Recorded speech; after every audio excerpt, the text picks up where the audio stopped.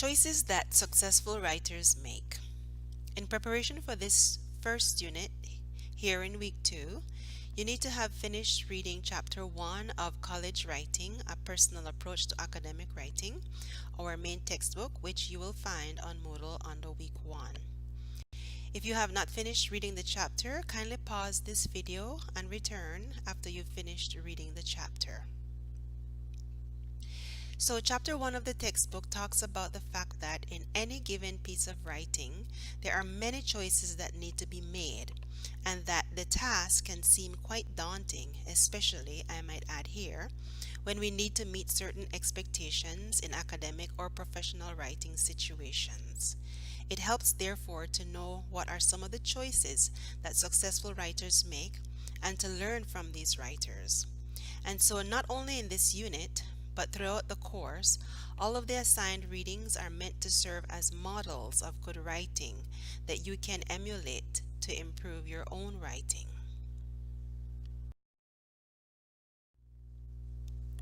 So, what are some of the choices that successful writers make? First of all, successful writers consider the rhetorical situation.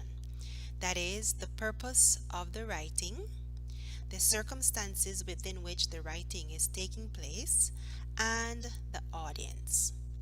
Before we proceed any further, let's define the word rhetoric, which you might have encountered in College English 1 or 2, and which we'll be using quite a bit in this course. Rhetoric is the art of effective communication, or more simply put, the art of persuasion. So when we speak of rhetoric or rhetorical strategies, we're talking about strategies that a writer or speaker or artist or advertiser, etc. makes in order to persuade. Number 2, successful writers make good use of what we call rhetorical appeals. The 3 rhetorical appeals are ethos, pathos, and logos. Pathos is also pronounced as pathos. Ethos, pathos, and logos are terms that were coined by Aristotle, the Greek philosopher, right? So let us define each one. When you use ethos, you establish your credibility or your authority. You communicate to your audience that you know what you're talking about, you know your subject matter, and you can be trusted.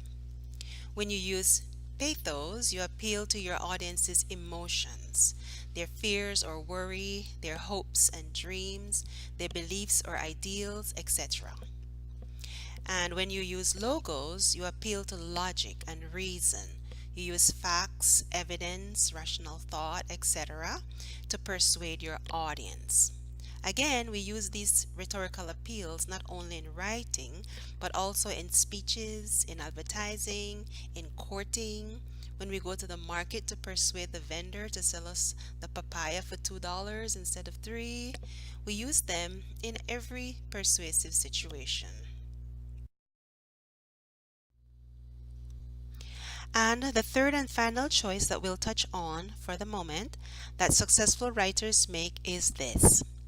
Successful writers make appropriate choices in style and tone depending on the rhetorical situation. Style involves things like vocabulary choices, whether you're going to use jargon or not, or whether you're going to use slang, or whether you'll use sophisticated language or simple words, whether you'll use long, complex sentences or simple ones. Style also involves punctuation choices and anything in regards to language usage. Meanwhile, tone is closely associated with style and refers to the attitude that the writer assumes in relation to the subject matter, the reader, or in relation to him or herself.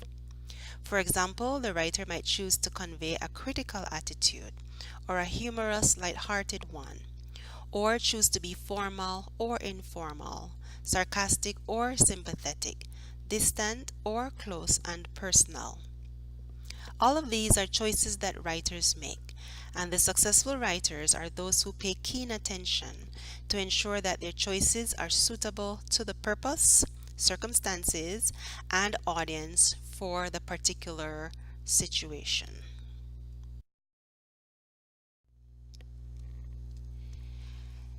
And now let's get ready for our first writing assignment, which is to examine the article titled Dougal for Tourism, an insult to Garinago, but its potency could be useful elsewhere, to see what are some of the rhetorical strategies that the author uses. Then you will write a rhetorical analysis essay to point out these strategies and explain how effectively the author uses them. So at this point, kindly view the next video titled Rhetorical Analysis Paper Explanation. Note that at the start of the video, you are given the option to turn off the background music, which I think you will want to do. Then after that video, kindly view the video with instructions for completing your rhetorical analysis of the said Enriquez article. Thank you very much for your cooperation.